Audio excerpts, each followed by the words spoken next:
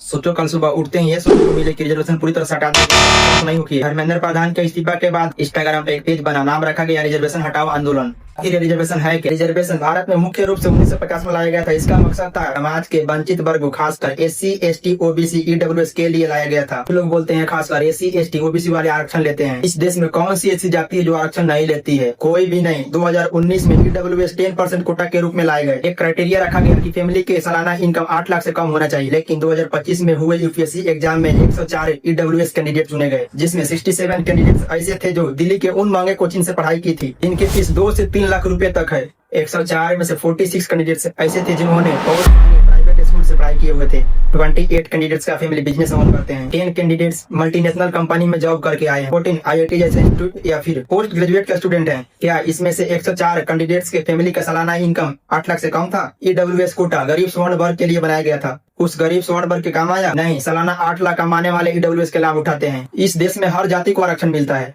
एक वर्ग कहता है SC ST वाले आरक्षण के फायदा उठा के सरकारी नौकरी ले लेते हैं। इंडिया की आबादी 145 करोड़ है, जिसमें से सरकारी नौकरी 1.2 करोड़ लोग करते हैं। यानी 100 लोग में से 1 लोग के ही सरकारी नौकरी है, और उसमें 50% जनरल और 50% में SC ST OBC। हटा दो रिजर्वेशन। फिर आपका सवाल यहाँ रिजर्वेशन के लिए नहीं, आपका सवाल रोजगार के लिए होना चाहिए था। SC ST इतने पीछे हैं आप अंदाजा नहीं लगा पाइएगा। भले ही नौकरी में आरक्षण है, SC ST का काफी ऐसी जगह सीट खाली पड़ी रहती है। 81 सीट तो PhD कोर्स में खाली पड़ी है। 16 IIT में 2020 में तो 42,000 सीट खाली थी। SC ST OBC की हाल इतना खराब है, उस मिली हुई सीट के लिए नहीं है। एक बार कहता है SC ST वाले पैसा बढ़िया कमा रहे हैं, आरक्षण हटा देना चाहिए।